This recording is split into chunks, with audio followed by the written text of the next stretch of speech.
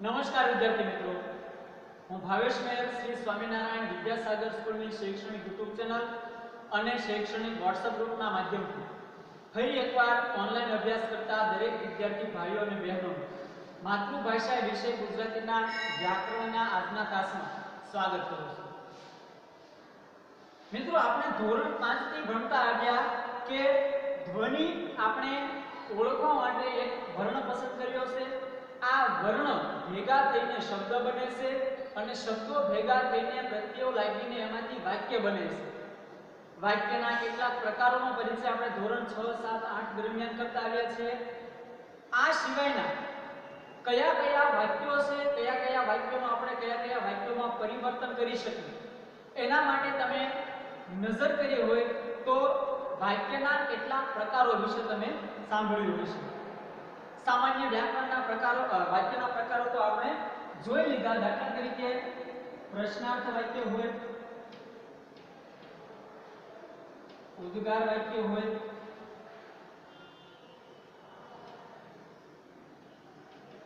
નિષેધ વાક્ય હોય. આ બધા સામાન્ય વાક્યના પ્રકારો આપણે અત્યાર સુધી ભણ્યા. આજે આપણે વાક્યના બીજા ચારેક પ્રકારનો અભ્યાસ કરવા જઈ રહ્યા છીએ. દાખલા તરીકે ધોરણ 7 માં આપણે એવું પણ ભણ્યા કે નિષેધ વાક્ય, ઉદ્ગાર વાક્ય, પ્રશ્નાર્થ વાક્ય, જે આપણે નોંધ કરી. વાક્યના મુખ્ય બે પદો હોય છે. કયા કયા? કર્તા અને ક્રિયાપદ.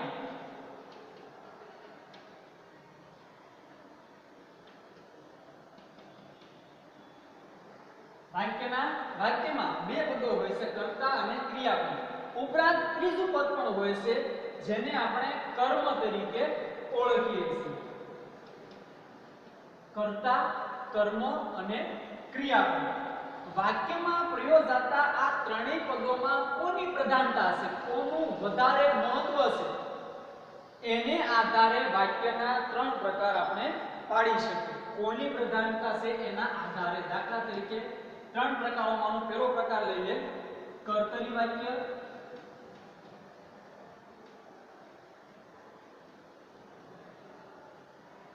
બીજું છે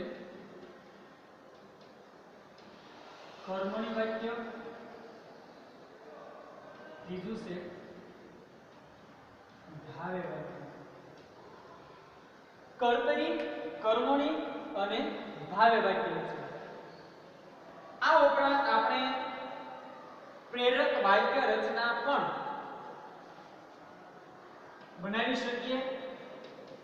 પ્રેરક વાક્ય ચારે પ્રકારો તમે જોઈશો તો એમાં પ્રકારના નામ પ્રમાણે એ વાક્યમાં એમની પ્રધાનતા આપણને જોવા મળશે. દાખલા તરીકે કર્તરી વાક્યમાં કર્તાની, કર્મણી વાક્યમાં કર્મની, ભાવે વાક્ય રચનામાં ભાવની અને પ્રેરક વાક્ય રચના છે આપણે બીજાને પ્રેરીને કરાવવાની હોય છે.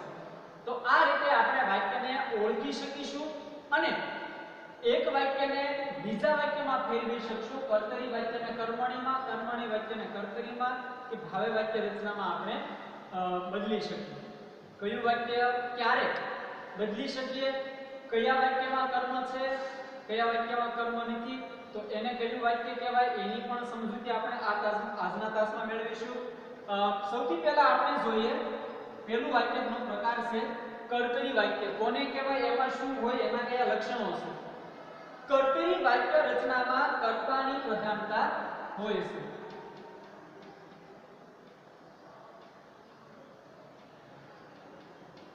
કર્તાની પ્રધાનતા હોય છે. ઉપરાંત જેમાં કર્તાના લિંગ આપણે જાણીએ છીએ ગુજરાતીમાં ત્રણ લિંગ છે. એક છે પુલ્લિંગ, બીજું છે સ્ત્રીલિંગ અને ત્રીજું છે નપુંસકલિંગ. આપણને કીધું કર્તામાં આ વાક્યમાં કર્તાના લિંગ કયા છે, પુલ્લિંગ છે, સ્ત્રીલિંગ છે કે નપુંસકલિંગ છે. લિંગ એના વચન ગુજરાતીના બે છે.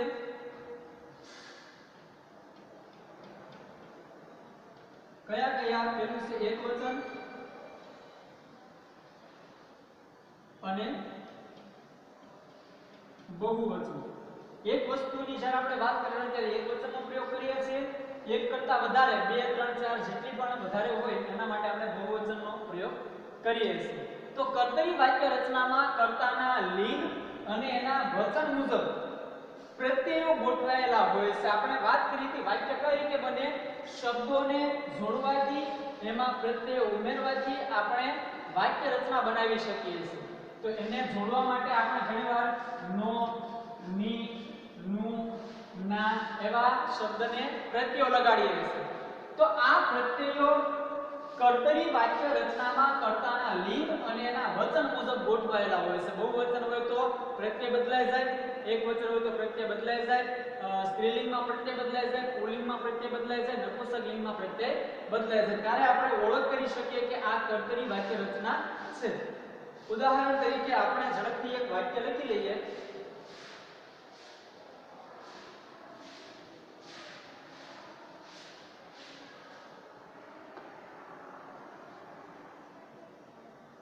પેલું વાક્ય, ઝુમાએ શોખ ખાતર એક પાડો પાડ્યો.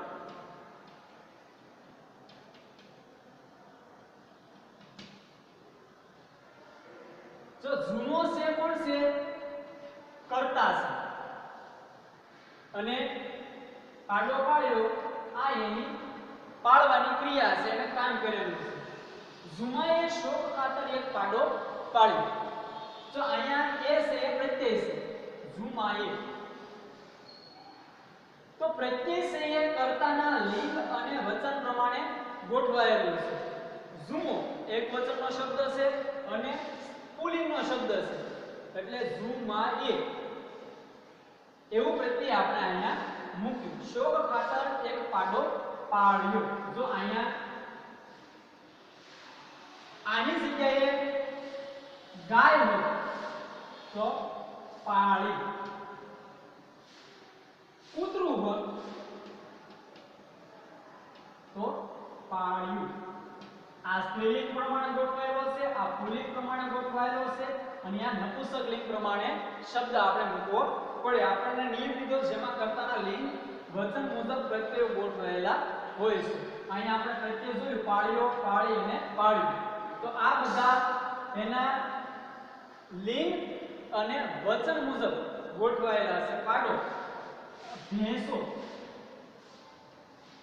પાળી. તો એ વચન પ્રમાણે શબ્દના પ્રત્યયો છે ગોઠવાયેલા આપણને જોવા મળે. બીજું એક વાક્ય લઈએ, ઝુમો વીજથી પોતાનો ભોકો ઉડાડતો. ઝુમો વીજથી પોતાનો ભોકો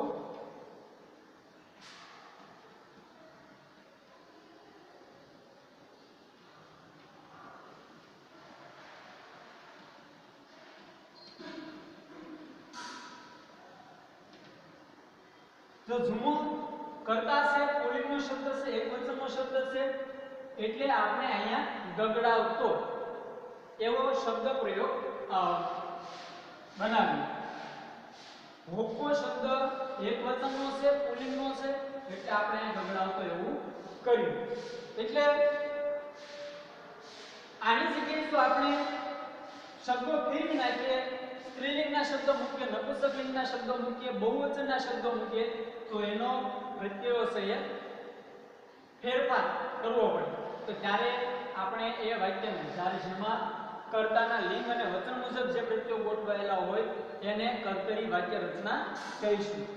મહાનલે એક ચિનગારી આપી, ઝુમો સવારમાં 5 વાગ્યાનો નીકળ્યો, તેણે મોટેથી બૂમ પાડી, કોઈ દાંત વગર ખાઈ શકે ખરું, તે એકદમ રસ્તા તરફ દોડ્યો. આ બધા કર્તરી પ્રયોગના વાક્યો છે. જે કર્તરી પ્રયોગ સકર્મક હોય તેનું કર્મણી પ્રયોગમાં. જો અહીંયા આપણે માત્ર કર્તરી પ્રયોગના વાક્યનો પરિચય મેળવ્યો. હવે આપણને એમ કીધું જે કર્તરી પ્રયોગ વાક્ય રચના છે એ સકર્મક હોય, સકર્મક અને અકર્મક. આ બે શું છે? વાક્યમાં આપણે વાત કરી હતી હમણાં, કર્તા ક્રિયાપદ સાથે કર્મ પણ હોય. ઘણા વાક્યમાં કર્મ નથી, માત્ર કર્તા અને ક્રિયાપદ છે, ત્યારે એને અકર્મક વાક્ય રચના કહેવાય. જે વાક્ય રચનામાં કર્મ છે એને સકર્મક. સકર્મક એટલે કર્મો સાથેનું વાક્ય. અકર્મક એટલે કર્મ વગરનું વાક્ય. ઘણા વાક્યમાં બે કર્મો હોય એને દ્વિકર્મક વાક્ય રચના કહેવામાં આવે છે. અહીંયા આપણને કીધું કે જે કર્તરી પ્રયોગ સકર્મક હોય તેનું કર્મણીમાં પ્રયોગ, કર્મણી પ્રયોગ અને અકર્મક હોય તેનું ભાવે પ્રયોગમાં રૂપાંતરણ આપણે કરી શકીએ છીએ. આપણે એમાં વાત કરી વાક્ય રૂપાંતરની, તો જે કર્તરી પ્રયોગ સકર્મક હોય ને એને આપણે કર્મણીમાં ફેરવી શકીએ, કર્તરીને કર્મણીમાં. પણ એ વાક્ય રચના અકર્મક હોવી જોઈએ, એમાં કર્મ હોવું જોઈએ નહીં. અને જે અકર્મક હોય, આ કર્તરીમાં કર્મ હોય ત્યારે આપણે એને કર્મણીમાં ફેરવી શકીએ. કર્મ ન હોય એવા વાક્યને આપણે ભાવે વાક્યમાં પરિવર્તિત કે રૂપાંતરિત કરી શકીએ છીએ. બીજો એક પ્રકાર છે કર્મણી વાક્ય રચના. અહીંયા આપણે નિશાન કર્યું હતું એ પ્રમાણે આ વાક્યમાં શું હશે? કર્મની પ્રધાનતા જોવા મળતી હશે. એના લક્ષણો કયા છે? ક્રિયાપદની પ્રધાનતા હોય છે, કર્મની પ્રધાનતા જોવા મળે છે. આપણે અંડરલાઈન કરેલું છે તે પ્રમાણે આ વાક્ય રચના સકર્મક હોય છે, એટલે એમાં ફરજિયાત કર્મ આવે છે. આમાં કર્મના લિંગ, ઓલામાં કર્તાના લિંગ હતું, આમાં કર્મના લિંગ અને વચન મુજબ પ્રત્યય ગોઠવાયેલા હોય છે. ઓલા આપણે ઝુમો એક વચનનો હતો, પુલ્લિંગનો શબ્દ હતો, તો એના પ્રત્યયો એ પ્રમાણે ગોઠવાયેલા હતા. આમાં કર્મના લિંગ અને એના વચન પ્રમાણે એના પ્રત્યયો ગોઠવાયેલા હોય છે. કર્તા સાથે કોઈ સંબંધ નથી હોતો, કર્તાનું મહત્વ એમાં દર્શાવાતું નથી, માત્ર કર્મનું મહત્વ હોય છે. એના પ્રમાણે પ્રત્યયો ગોઠવાયેલા હોય છે. દાખલા તરીકે ઉદાહરણ લઈએ, ઝુમાંથી શોભ ખાતર એક પાડો પડાયો. ઝુમાંથી શોભ ખાતર એક પાડો પડાયો. જો એટલામાં આપણે પાડો પાળ્યો એમ કર્યું તો ગાય પાળી, કૂતરું પાળ્યું, તો કર્તાના લિંગ અને વચન પ્રમાણે હતું. આમાં કર્મના લિંગ અને વચન પ્રમાણે આપણને પ્રત્યયો ગોઠવાયેલા જોવા મળે છે. ઝુમાંથી તો પળાયો, ઝુમાએ તો પાળ્યો. આમ જ્યારે કર્મના લિંગ અને વચન પ્રમાણે પ્રત્યયો ગોઠવાયેલા હોય ત્યારે એને કર્મણી વાક્ય રચના કહેવાય છે. મહાનવ તરફથી એક ચિનગારી અપાય. આ કર્મણી પ્રયોગમાં કેટલીક વાર કર્તા વગરની વાક્ય રચના પણ જોવા મળે છે. આમાં ઝુમો નામ લખ્યું છે, ઘણામાં કર્તા ન પણ હોય, કર્તા વગરની વાક્ય રચના પણ આપણને આમાં જોવા મળે. એટલે કે કર્તાનો લોપ થયો હોય તેવા વાક્યનો ઉપયોગ થાય છે. જેમાં કર્તા ન હોય એવા વાક્યનો ઉપયોગ પણ આ વાક્ય રચના કર્મણીમાં થતી હોય છે. આપણે ખાસ ઓળખવું પડે કે કર્તા કોણ છે, ક્રિયાપદ કોણ છે અને કર્મ કોણ છે. દાખલા તરીકે આમાં કર્તા નથી વાક્ય, દાંત વગર કાંઈ ખવાય, ખાવાની ક્રિયા, દાંત કર્મ, કર્તા કોણ? આમાં કર્તાનો ઉલ્લેખ કરવામાં આવ્યો નથી. તો આવી વાક્ય રચનાઓ પણ આપણને જોવા મળે. મિત્રો, હજી બે પ્રકારના વાક્યો છે, ભાવે વાક્ય રચના અને પ્રેરક વાક્ય રચના. આપણે વાક્યનું રૂપાંતરણ પણ કરીશું, પણ આજની આવતા તાસમાં આપણે એ મુદ્દાની ચર્ચા વિસ્તારપૂર્વક કરીશું. વિડીયોનો શરૂઆતથી અંત સુધી પૂરેપૂરો અભ્યાસ કરજો અને YouTube ચેનલ સાથે ખાસ જોડાયેલા રહેજો. ફરીથી મળીશું ભાગ 2 સાથે. ત્યાં સુધી રજા આપશો મને. દરેક વિદ્યાર્થી મિત્રોને મારા જય સ્વામિનારાયણ. આપનો દિવસ શુભ રહે.